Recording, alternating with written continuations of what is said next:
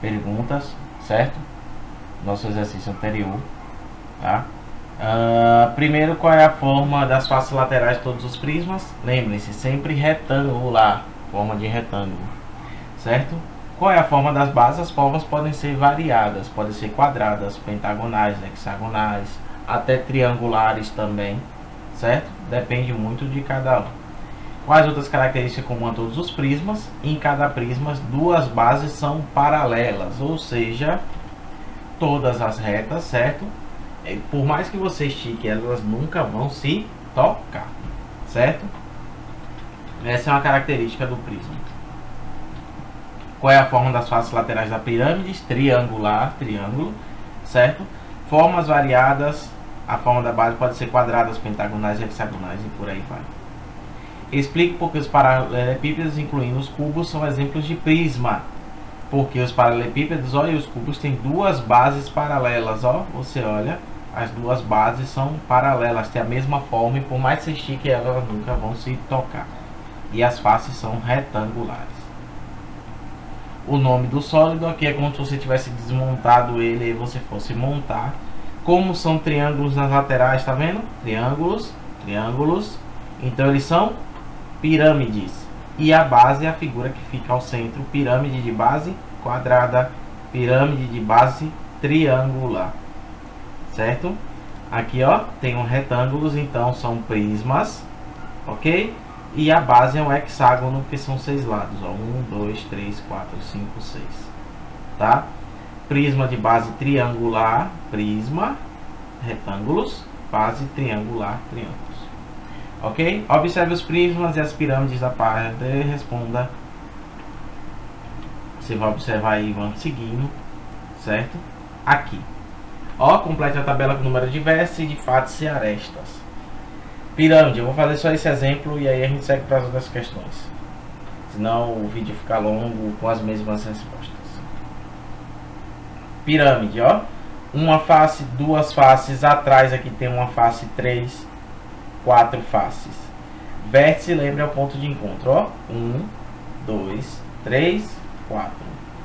E arestas são as retas que formam os lados da figura. 1, 2, 3. 4, 5, ó, tracejada atrás, é como se estivesse atrás, 6, tá bom? Então assim a gente faz essas figuras. Considerando as pirâmides da atividade anterior, verifique quais delas têm a igualdade, ó. Quais são as que têm o número de vértices igual a faces, ó, vértices igual a faces são todas, percebeu? Ó, todas têm vértices igual a faces.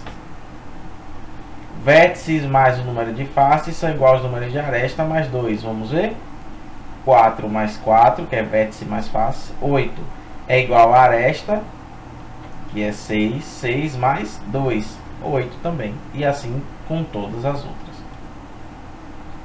2 vezes o número de vértices é igual a aresta mais 2. Ou seja, 2 vezes 4, 8 é igual a aresta, que são 6 mais 2, 8. Certo?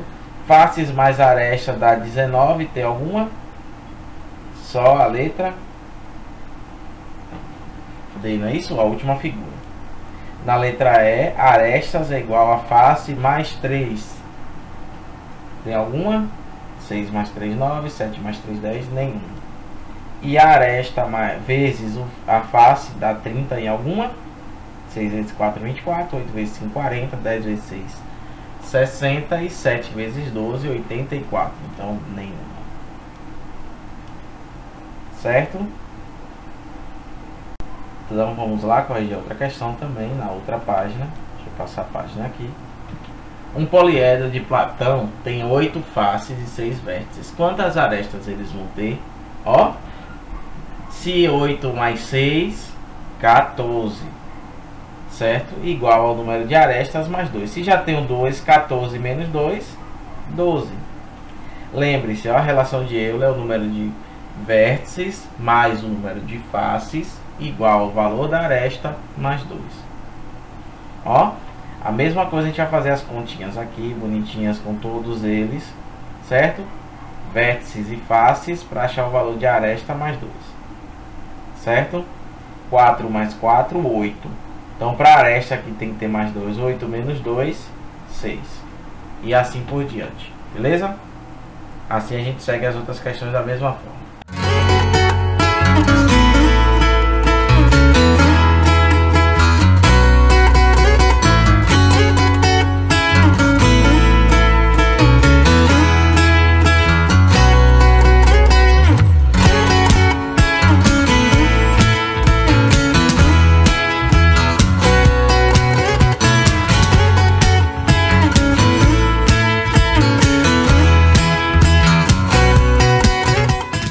Então, rapaziada, vamos dar sequência aqui ao nosso conteúdo, tá? Vendo agora o próximo capítulo, que é relacionado aos múltiplos e divisores, certo?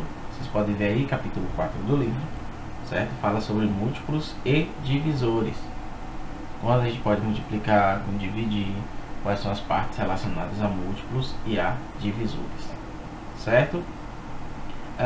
Ele diz aqui, ó, Sandro é um bibliotecário de uma escola. Deixa eu aumentar aqui pra gente ficar legal. Pronto. No final do dia ele precisava guardar quantidades iguais, 36 livros em 3 prateleiras. Depois que ele os guardou, não sobrou nenhum livro. Por que isso aconteceu? Vamos ver as 4 respostas. Isso foi possível porque o 36 dividido por 3 é uma divisão exata, tem resto 0. Foi possível porque 36 é múltiplo de 3. Foi possível porque 3 é divisor de 36. E foi possível porque 3 vezes 12 igual a 36. Estão todas certas? Sim, estão todas certas. Tá? E são equivalentes. Equivalentes é quando é igual. Certo? As afirmações de Lúcio e Beto usam termos, ó, múltiplo, divisor, certo? De um número natural, que a gente vai estudar agora nesse capítulo. Tá bom? Vamos lá. Múltiplos de um número natural, certo? Vocês já estudaram isso, vocês mais ou menos já têm a noção do que é. Ó, pensem na seguinte situação, certo? Então, ó, múltiplos. Vamos dizer assim, ó, Paula coleciona miniaturas de carros. Para saber quantas miniaturas tem, ela está contando de 3 em 3, ó. Nenhum aí que foi 3, 6, 9, 12, 15, 18, por aí vai. Ó, essa sequência, certo, que Paulo utilizou, é a sequência natural dos múltiplos de 3. Ou seja, a gente inicia, ó, quando a gente sempre fala de múltiplo, a gente coloca o M na frente e entre parênteses, ó, qual é o valor. Ou seja, são múltiplos de 3, tá? Então isso quer dizer o quê? São resultados de multiplicações que envolvem o número 3. Então, qualquer número que eu multiplicar por 3, ele torna-se um múltiplo de 3, certo? Então vamos lá, ó. 3 vezes 0, 0. 3 vezes 1, 3. 3 vezes 2, 6. 3 vezes 3, 9. 3 vezes 4, 12. 3 vezes 5, 15. 3 vezes 6, 18. E assim por diante, ó, reticências, infinito. Tá? Escrever M de 3, como eu falei, ela significa múltiplos de 3. Se Paula contasse de 4 em 4, o que a gente vai fazer? Os múltiplos de 4, ou seja, resultados das operações, ou seja, da multiplicação por 4.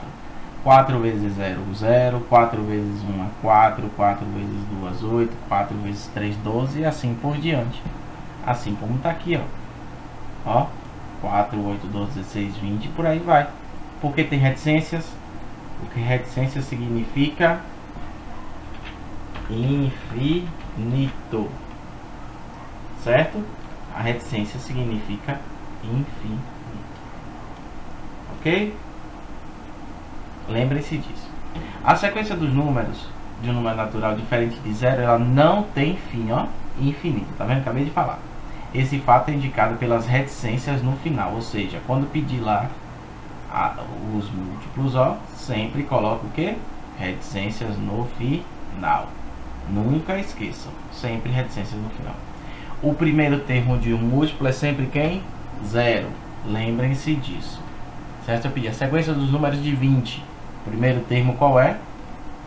0. Tá bom? Para saber se um número é múltiplo pelo outro, é só dividir e dar uma divisão exata. O que é uma divisão exata? Uma divisão de resto zero. Sempre quando dá o resto zero, é uma divisão exata. Então, ó, 18 dividido por 3 dá 6. 6 vezes 3, 18. Para 18, nada. Ó, então, como o resto deu zero, então 18 ele é múltiplo de 3. Agora o 25. 25 dividido por 3 dá 8. 8 vezes 3, 24. Para 25, 1. Ou seja, 25 ele não é múltiplo de 3, porque a divisão não é exata. Sobrou um restinho lá. Se sobrar resto, não é divisão exata. Tá bom? Lembre-se sempre disso. Precisa ser uma divisão exata. Tava lembrando aqui, eu prometo que eu vou melhorar com os exercícios aqui. Vou colocar maiorzinhos para vocês, beleza? Um abraço e até mais.